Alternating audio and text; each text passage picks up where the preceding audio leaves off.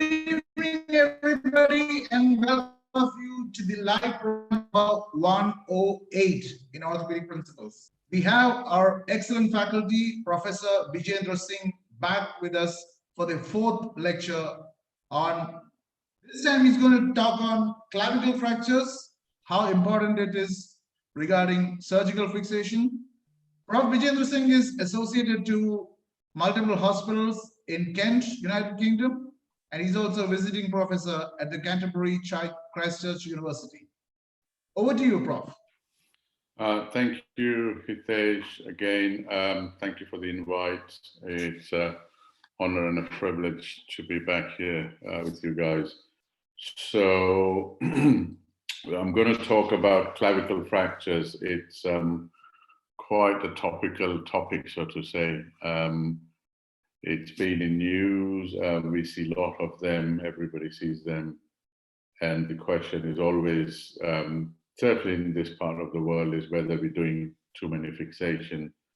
And it seems to be a flavor in upper limb that, most of our colleagues are sort of trying to shoot ourselves in the foot, saying that you don't need to. Now, with elective surgery is different, but clavicle fractures, yes, there is a say.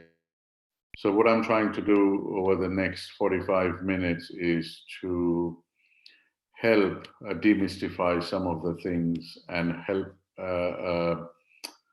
orthopedic surgeon on a day-to-day basis to make some meaningful decisions when they see patients with clavicular fractures. So if you're looking at a short answer, then that's the end of the talk, really. Yes, we don't need to fix all of the fractures, but let's go into a bit more detail about now the clavicle fractures. Do we need to fix them all? The short answer is no. That would probably be the end of the discussion and end of the presentation.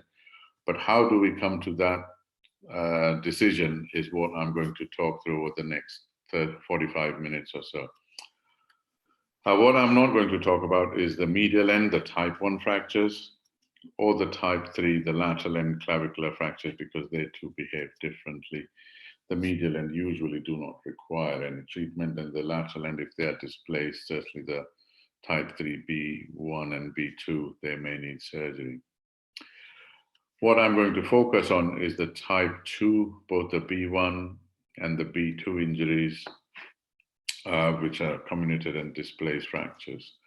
And these account for over 3/4 of the clavicle fractures that we see. Just showing you some examples. So this is a young 40-year-old chap with this injury.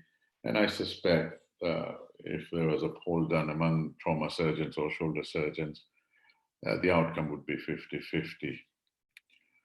A similar fracture, but slightly more displaced. And in these ones, often both surgeons and patients are inclined more to undertake surgery sooner rather than later.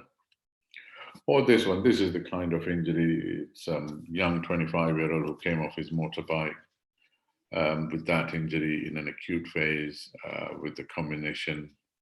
So in combination of high energy injury, this is probably one of those that I would have lower threshold to fix it sooner rather than later.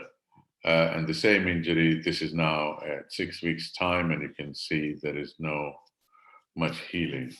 So how do we come to those decisions, and what is the best for both for the surgeon as well as for the patient is what I'm hoping to do. Now, just a brief epidemiology of the fracture itself. I've alluded a bit. So it accounts to about 4% of all the fractures. 70% is in male, and nearly 80% is mid-shaft, and which is what I'm going to focus on, and is fairly large in numbers as well. So this gives an idea of to how much you can expect in your area, especially if you're in a state health service kind of practice. And steadily it has increased from about 35 per 100,000 to nearly 60 per 100,000 in a span of 10, 12 years. Now, there are some common beliefs, the historical ones, that if you use a sling, there's 15% non-union with non-surgical treatment.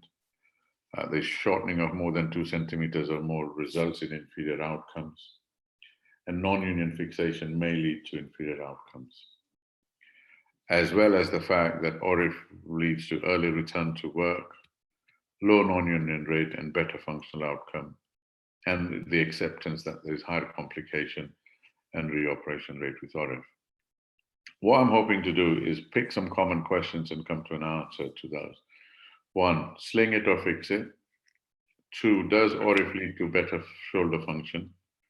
3, does shortening affect shoulder function, i.e. malunion? Results of non-union fixation, is it inferior to acute fixation? And if so, what is the safe window? If one is to fix it, what instrument used, i.e. a plate or a nail? What type of a plate, DCP or LCP? And where to put the plate, anterior or superior, and what type of incision to be used? The cost effectiveness of doing ORIF in every. And then there's this question about what about smoking?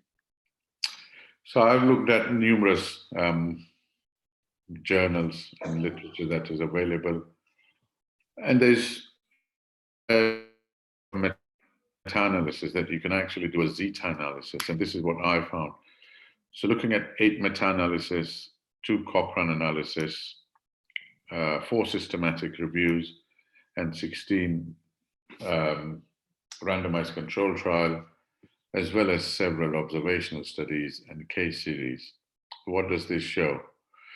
That so this is what I've looked at. Now, historically, we've been told by this gentleman who has a lot to say about the shoulder, is that the failure rate of treating them non-operatively was very low. So only 3% failure out of it over 2,000 patients. And the same thing was confirmed by Rowe et al. In 1968 with only a 0.8% failure. And these 2 studies dominated the thinking for a lot of years. And part of the reason was the surgery at that time contributed to significantly more or increased morbidity after the surgery fixation. Then came along our friends Rockwood and Green, and they said that indication for primary fixation of clavicle was neurovascular injury, open fractures, a floating shoulder, i.e. where there is a fracture of the clavicle, as well as the scapula or the acromial arch, or if there is skin tenting suggestive of possible soft tissue interposition. Now, the first instances of having unsatisfactory results from non-surgical treatment started to appear in late 80s and 90s. This first paper by Stanley and Norris looked at 140 patients. They found 100% union, but 33% were symptomatic. And in 1998, Norquist looked at a 17-year follow-up, and about a fifth of them had symptoms because of the malunion. So this is a paper that actually started to make people wonder if the non-operative treatment was a definitive and the best way to do. Hill et al. In the American JBJS looked at 52 patients, of which 15 had non-union, and of the ones that healed, nearly half, or more than half actually, had an unsatisfactory result with thoracic outlet syndrome, scapular winging, and shortening more than 2 centimeters. This was followed by this landmark paper, which is kind of considered one of the important papers which started to make people think and probably swung the pendulum a bit towards fixation in 2007. And they looked at 132 patient randomized controlled trial. And what they showed was that there was a 15% non-union rate versus 2% in the plate fixation rate. And they advocated surgery was better for these patients. There's this paper that was published in 2017, which I was part of, the Clavicle Trial, where we looked at numerous, it was a multi-center trial, and again looked at displaced mid-shaft fractures. And what we looked at was just under 300 patients in both the ORIF and the Sling group. And to keep it standardized, they used the same company and the same plate. And about a quarter of them were smokers in each group. And interestingly, what was found was there was an 11% non-union rate in the Sling group and 0.8% in the ORIF group, so slightly lower than what has been historically reported.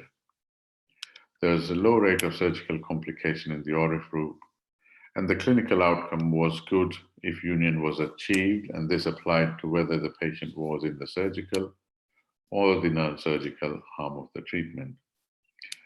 Patient satisfaction was higher at 3 months, primarily because they were in less discomfort and had better shoulder function, but at 9 months, this was neutralized. The downside of this trial was that the only follow-up was only 9 months. Looking at more recent evidence, this is a meta-analysis of 22 randomized controlled trials published in the CORR with a minimum 1-year follow-up, including at least one operative treatment limb, had nearly 2,000 patients, of which half were in the plate group, about just under 400 in the intramedullary, just under 600 in the non-operative. And a variety of implants were used. Approaches were different as well when they were using a surgery. And what they found was the union rate, sort of vision surgery and functional outcomes is what they looked at. But the Clavicle Trial, that the non-operative group, the non-union rate was nearly 11%, and in the operative group, it was 3%. However, they showed that the risk of reoperation was higher in the surgical group, but although it was same across both the plate versus the nails. They also found that the surgery is likely, so they concluded the surgery is likely to increase chance of union, possibly early return to work, and they suggested that one has to weigh the risk of complication and also take into the fact that there's a risk of second surgery for removal of metalwork. With the non-operative treatments, there is a slightly increased risk of non-union. Treating non-union is more difficult, which has been acknowledged in a lot of papers.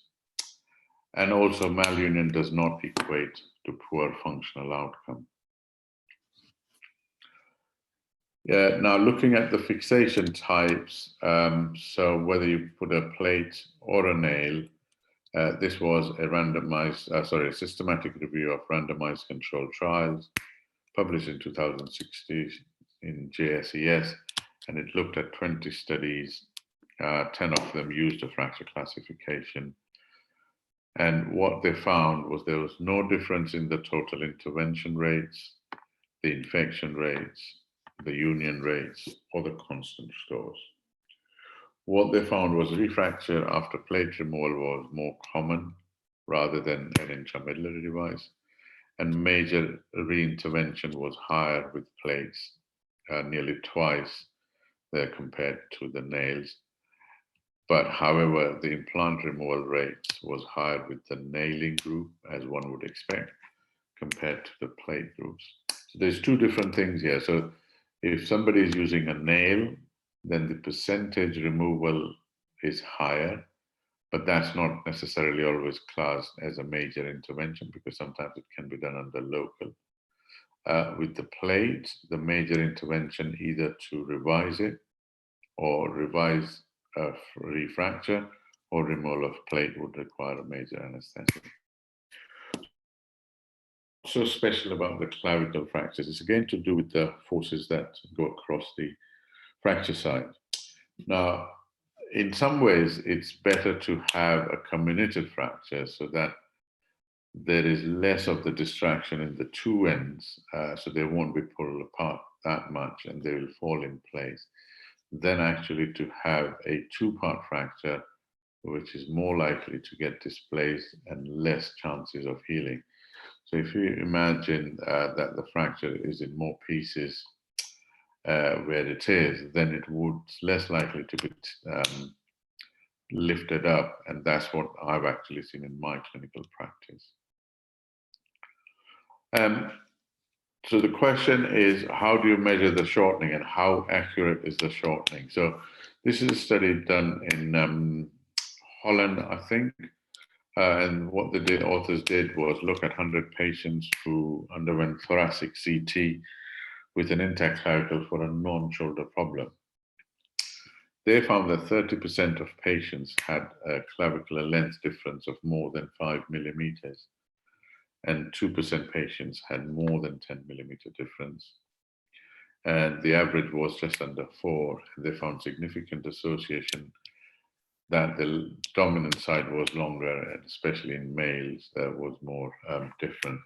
And what this suggests is that although the patient may have a shortening, it's very difficult to predict what is the normal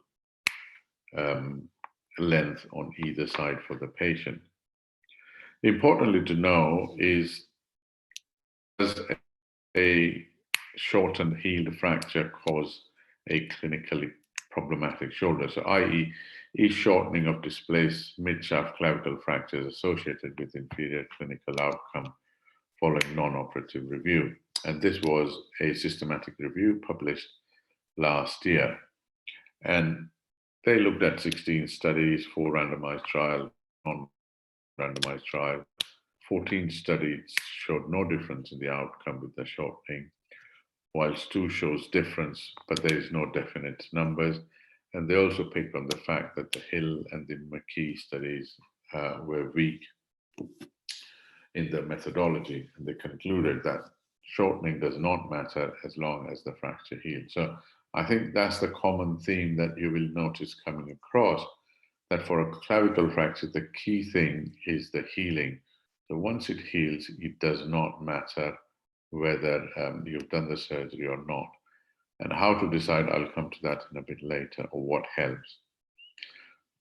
Now, where you put the plate partly depends on the level of the fracture, may depend on the implant, may depend on the patient himself or herself. I generally tend to put the implant superiorly or anterosuperiorly in a twisted way, primarily because it's a bit easier to image them when the patients come back for follow-up. Imagine having to image the shoulder with that golden plate on. Probably have to get a CT to really see anything meaningful. Whether you take a horizontal incision along the clavicle, and that's what I've tended to do. When I first started my practice, I used to take care to preserve the supraclavicular nerves. But what I used to find after the surgery was finished, the nerves were either torn or they were feeling sorry for themselves. So nowadays, if I find a big chunky nerve, then I tend to try and protect it. If not, I have no hesitation of sacrificing them. I always warn patients preoperatively of 2 things, apart from the general issues with the fracture and the injury to the neurovascular bundle. 2 things. One is that you will have a numb patch under the clavicle. It's a given thing.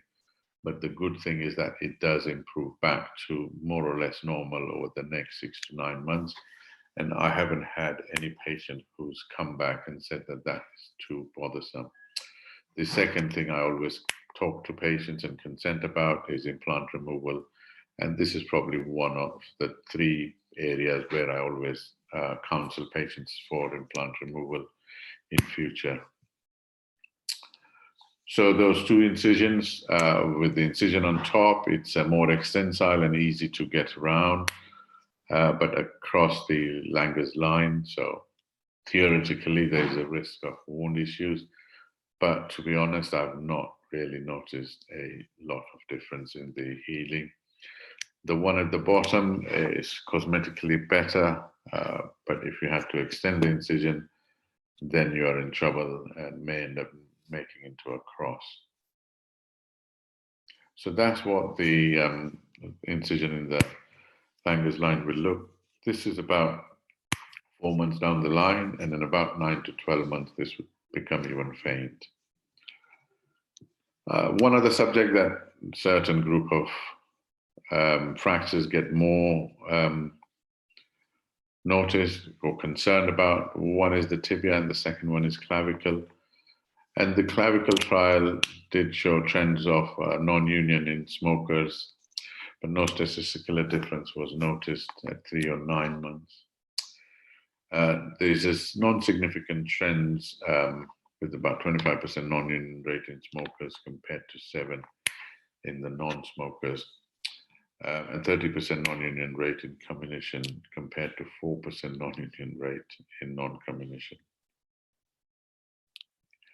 So how do we decide or predict about the non-union? So there's 2 papers that I'm going to talk about. So this one from Clement and all looked at the DASH scores and early predictors. What they did was look at smoking and DASH scores in the group of the 88 patients. And they found that they are both independent factors, about 17 to 20% each if one is present, and 44% chance of non-union if both are present. That brings to the point of then whether you should routinely fix these fractures.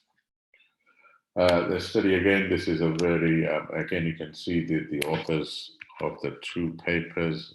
It's the same, it's from the same Edinburgh trauma group, and they looked this randomized trial doing a cost analysis.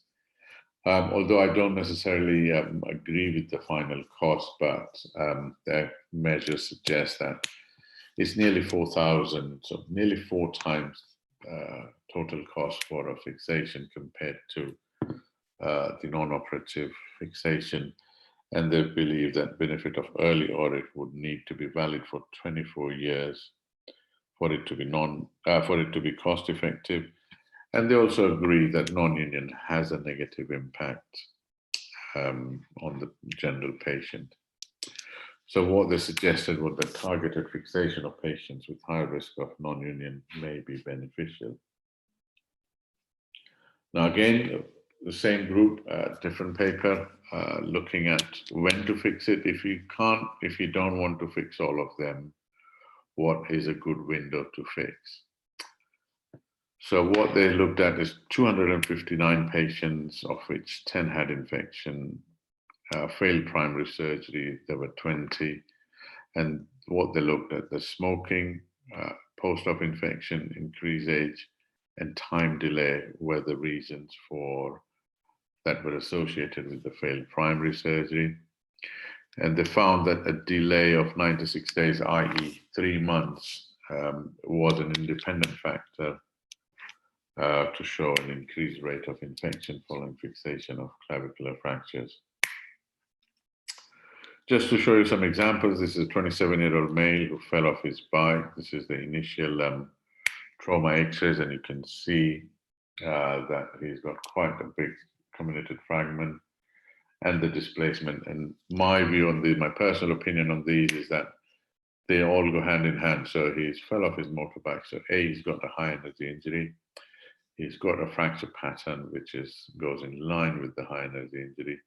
He's got a vertical fragment, which again hasn't been published, but we're looking into that.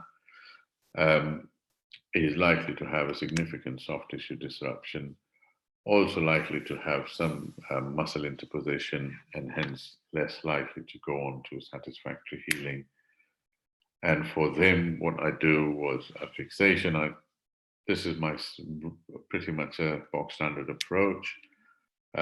If you can, try and use interfragmentary screws, and then a lateral and a neutralization plate, and you can see it goes part anterior, part superior. This is the superior anterior plate from Synthes. I have no financial interest in this company. And this is at 3 months post-op, and you can see the fracture has healed well. So the question is, how do you decide or is there anything that will help you to decide whether the healing is happening or not? And again, this is a paper from the same group, the Edinburgh group, looking at 200 patients at 6 months, and they looked at the functional outcomes, this radiological assessment, and see if that could help it. So they enrolled 226 patients, of which 26 dropped out, which left with 200 patients at 6 months who had both functional and radiological assessment. They had 14% non-union, and it's interesting that every study you look at, it comes to around 11 to 14, 15% non-union rate. And they looked at the DASH scores, the Oxford scores, the EQ5D, clinical examination, and plain radiographs.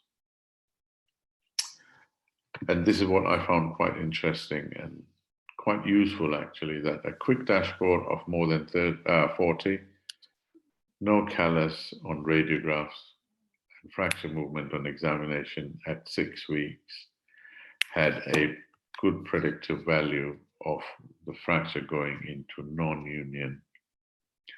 And depending on how many factors were there, if there was no risk factors, then the risk of non-union was 3. However, if there are all 3 risk factors, i.e. no callus on radiographs, fracture on the movement at the fracture site, and a DASH of more than 40, then nearly 2/3 would end up into non-union. And they've quite nicely summarized this related to the risk and the predicted numbers needed to treat, as well as the numbers that are at risk. So clearly, if somebody has all the 3 risk factors, the predicted non-union rate is high. The number needed to treat to get a better outcome is low, but also that the number of patients that are at risk is quite low. But if you drop down to patients who have 2 or 3 risk factors out of the 3, then the predicted non-union rate is about 50% in that group. And you still need only double the numbers that one would treat if you were going to wait longer. And the risk of, and the numbers at risk is significantly higher, so 200. So for example, if you're looking at 100 patients who had 2 or 3 higher scores, that would mean that 20 patients are at risk of developing non-union, and half of them, i.e. about 10, will go on to non-union. So you would end up treating those 20 patients to avoid the 10 non-union. I hope that makes sense. So one more example of a patient who had quite a bit of combination, and the pictures above are at 6 weeks. He was in pain, unable to use his shoulders quite normally, and I decided to fix him, and that went on to heal quite well. So now going back to the questions that we answered and see how we fared. So does ORIF lead to better shoulder function? Probably yes, if the plate is anterior superior, less clinically significant. Does shortening affect shoulder function? Probably not, as long as the fracture has healed. Results of non-union fixation has shown that there is more complications, longer healing time. Whether you use a nail or a plate will depend on local economics and familiarity. The healing rates are similar. There is an increased removal rate of nail, although there is an increased refracture rates with plate. Position of plate doesn't really matter, although anterior superior comes up to be slightly better. And this is not because I like it. Cost effectiveness is not advisable. Cost effectiveness shows that routine fixation is not advisable for all clavicle fractures if you are running a show or where it's a state-led health service. There is a slight increased risk if non-union in smokers, but this is not convincing. Evidence so far compelling, but there's still 15% non-union rate with non-surgical treatment. The average time to union is 4 weeks, quicker than non-operative, I think this is more important, is that early return to work, the 10% rate of non-operative intervention rate in non-operative patients, and about a fifth reoperation rate in ORIF, mainly to remove the implant. And patients who have surgery, they're certainly happier in the shorter term. Last but not least is the cost effectiveness of the studies, and I quite like this paper.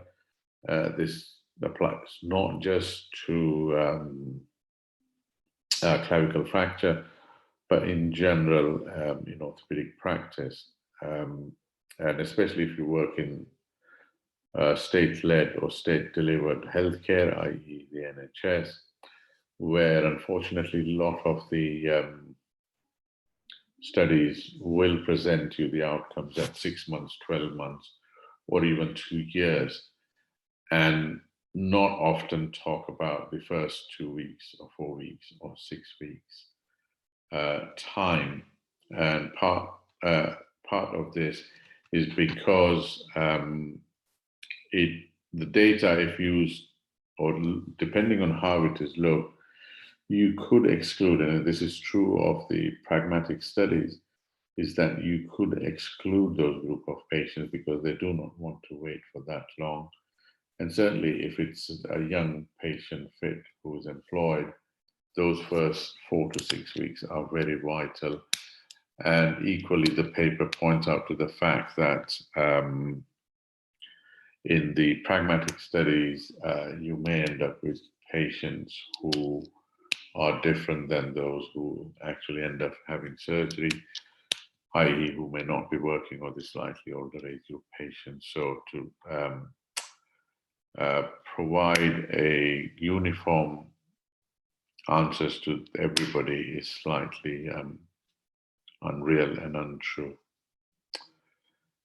I'll leave you with the last couple of slides. This is how a 42-year-old gentleman. And again, in my practice, most of them are actually fallen from push bike, believe it or not, with this comminuted fracture, treated originally non-operative in a sling, which failed, and again, plate fixation. And this is just to show that not all of them do well. And he was on his bike again. And yes, I mean, I can blame the patient. But if we look at the fixation, you can probably say maybe the screws were not long enough and it started to lift up. This was 3 weeks down the line when he heard a pop. And as the primary surgeon, you often feel that things don't go wrong in your hands, and I thought this will be fine. Fortunately, at 3 months, it went on to an established non-union, and I had no other option but to revise it with a longer plate and some bone grafting, and he did well. So in my practice, majority will get a sling in for 4 to 6 weeks, nearly 80% of them. The ones with the higher energy injury, displaced comminuted fractures, I tend to fix them early. If I'm not certain whether I should fix it or not, then I leave them alone for 6 weeks and then assess the function and the healing.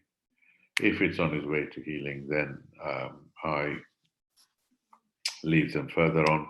If they're symptomatic or no signs of healing, then I fix it. And I can tell you that yes, the surgery is a bit more involved, a bit more messy, but the fixation and the outcomes of doing clavicle fixation at 6 weeks are probably no different than doing it primarily. So take-home message is that there's no eureka moments. There's no other place where it's patient-specific factors are so important.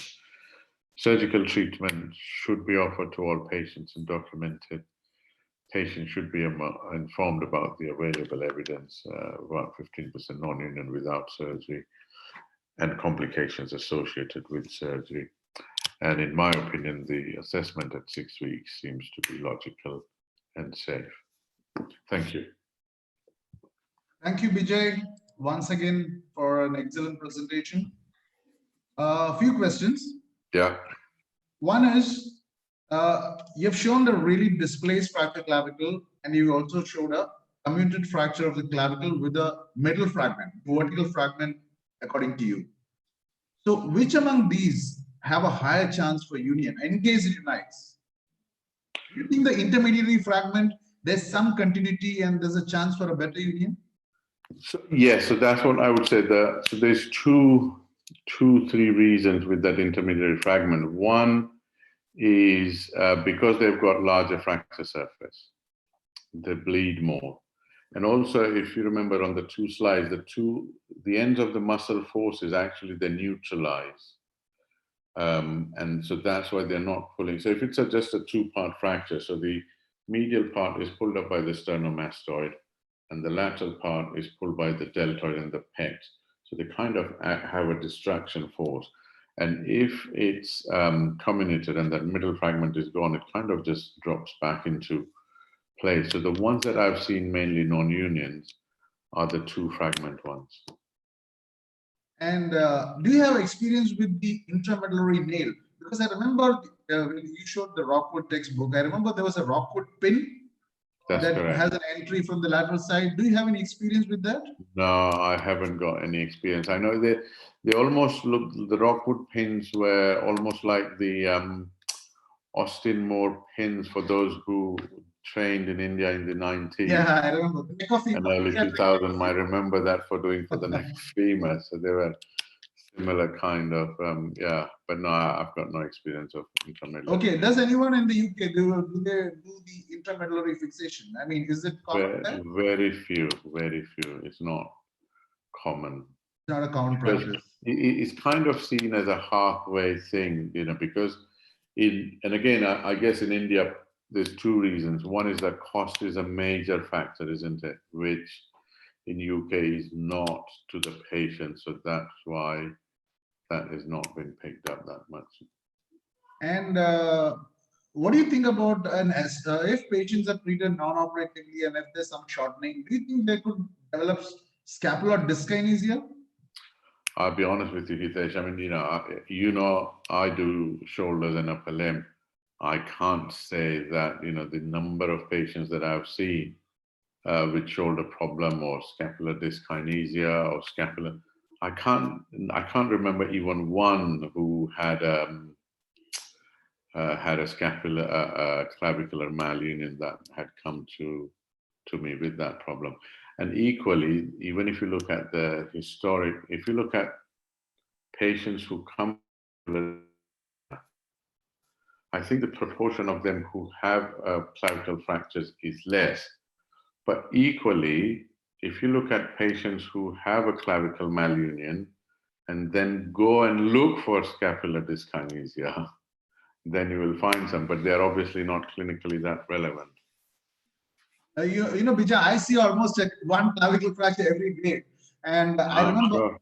I remember I traveled to McMaster and I listened to Prof. Mike McKee, who had come there for the annual MacOrtho Day. Okay. And after coming back, and he enlightened us about the 2007 the COTS trial, the Canadian Orthopaedic Trauma Society trial. And when I came back, then I just read some more literature and I looked at Prof. CM Mike Robinson's paper as well. Yes. And what I thought was a reasonable approach, like how you showed in the Rockwood, like you go for operative indications for those classic indications, like you have an open fracture, if you have a neurovascular compromise, if you have a floating shoulder. Yeah, I mean, we're not talking about those. So, yeah. And if the patient has an obvious more than 2 centimeter displacement, so that is the next indication that I would do. I would consider for an operative procedure. The way I look at it is I put the offer on table to every patient. And then I may give them a week or so to have a think about it and then see them again. If they're not sure, then leave them for 6 weeks. And this paper, the one that is on the screen now, this has actually just been published recently. And that's a good paper. If you're not sure, if the patient isn't sure which way to go. And 6 weeks is fine. 6 weeks, you don't notice much of a clinically difference in the outcomes. Vijay, the other question is, do you find a difference of operating when you're doing it early, say within 7 days, and when you're looking at 3 months? Suppose your fracture is not united 3 months and you operate then. So you do think surgically, is there a difficulty? Yes. So if you're doing it within the 7 days, completely different. You know, you've got everything fresh. Your planes are easy to dissect. And as the time goes on, when it goes to 2 weeks and 3 weeks and 4 weeks, it starts to get worse and worse. And you then, rather than getting in, so in the first week to 2 weeks, you try and get an anatomic reduction, put into fragmentary screws and compress it if possible. Once you go beyond sort of 4, 5, 6 weeks, you're more of doing alignment and a bridge plating kind of thing. And again, between 6 weeks and 12 weeks, the difference is that it's gone that further, that at 6 weeks, if you do a bit of dissection, you can still get the fracture surface. I mean, I did one recently. You can still pick on the soft callus, and you can still create the fracture surfaces as good as the week 1, but it just needs more dissection than it would in week 1. At 3 months, you can't do that. At 3 months, it's all rounded off. You've got to treat it almost like a non-union. And in case, suppose you have gone for a conservative treatment initially, and at the end of 3 months, okay, you know it's not going to unite, and you're preparing for surgery, do you think that some form of autologous graft is required or some form of osteoinduction? Yes, I certainly think. I mean, generally, I have low threshold for using an osteoconductive agent, even in primary fractures. So if I've got a comminuted fracture where I've not been able to get a good interfragmentary fixation, this is even in the acute ones, then I have low threshold of putting a DBX. I've not used an autograft for years. If for non-union, if I do it for clavicle, I would still use a DBX or a bone matrix, some sort of a osteoconductive material. But yeah, certainly I have low threshold. And the reasoning for that is in comminuted fracture, if I feel that by putting that, if it reduces the incidence of patient returning to theatre for a non-union or any other intervention for delayed union, then it's better. But I haven't got a scientifically proven methodology for that. And even suppose you're operating at 1 year, you wouldn't think of osteoinduction, I mean, autologous? Again, I mean, even for those, I've not used it. No. Okay. And interestingly, if you're doing it for somebody who's got a non-union for that, the usual fracture patterns that you get is an oblique. I must go and look at that. Is an oblique fracture pattern that you curate it and you can actually get a nice interfragmentary compression. That's what my experience, but again, it's anecdotal. And if I had to use, I would still use a DBM bone mineral, yeah. Okay, Bijay, I think that's all the questions that we have. And thank you for this fantastic session. It is, I mean, clavicle fractures have been somewhat controversial in the last 10 years. Before that, there were no controversies, actually. Yeah. So it's swung from doing nothing to fixing all to now we're kind of getting in the middle path where we can hopefully pick on the ones that would really benefit after having it. Bijay, you know what? Before concluding, I have one quick question. You know, we all follow, see, until 2007, the COTS trial, the revolutionary trial. Yeah. We all followed what Neer, Rowe, and Seckler-Reds. They all looked at clavicle fractures for years. Yeah. And they said the non-union rate was just somewhere between around 5%. And suddenly we say, okay, now it's a new era that we're living in. Say we have clavicle fracture non-union, say at 15%. So do you think that Rowe and Neer and Seckler-Reds were wrong? Or do you think that we are looking only at high energy fractures at tertiary care centers, and that is why our non-union rates that we are looking at? So even if you look at so the study that I'm talking about, the Clavicle trial that was done in UK, it was done at all district general hospitals. I suspect is the imaging modality, because they were using plain radiographs, and you know and I know that on clavicle fractures, plain radiographs can be so misleading that on the plain radiographs, it may look that it's healed, and when you do a 3D or a CT scan, that's when it picks up that there's a non-union. So I think that is probably the reason why but if you look at the papers after 2007, it's not a huge variation between the non-union rates that most of the studies have found. It varies between 11 to 14 to 15. So it's in that range. And if you can identify those that are going to go into that, then we've done a good service to the patient. Okay, just to conclude before that, in your follow-up x-rays, do you take a 30-degree cephalad view x-rays or just a straight pure x-rays? So for all my clavicle fractures, day 1, 2 weeks, and 6 weeks, they have PA view, 15, and 30. Okay. All of them. And even after fixation, they get those views. So that I think that's very important. The way you take the x-rays also make a lot of difference. Yeah. Okay, thank you, Bijay, for fantastic. Thank you, once you stop recording, I've got a question for you. Yeah, sure. Okay. Thank you once again, and we look forward for another lecture very soon.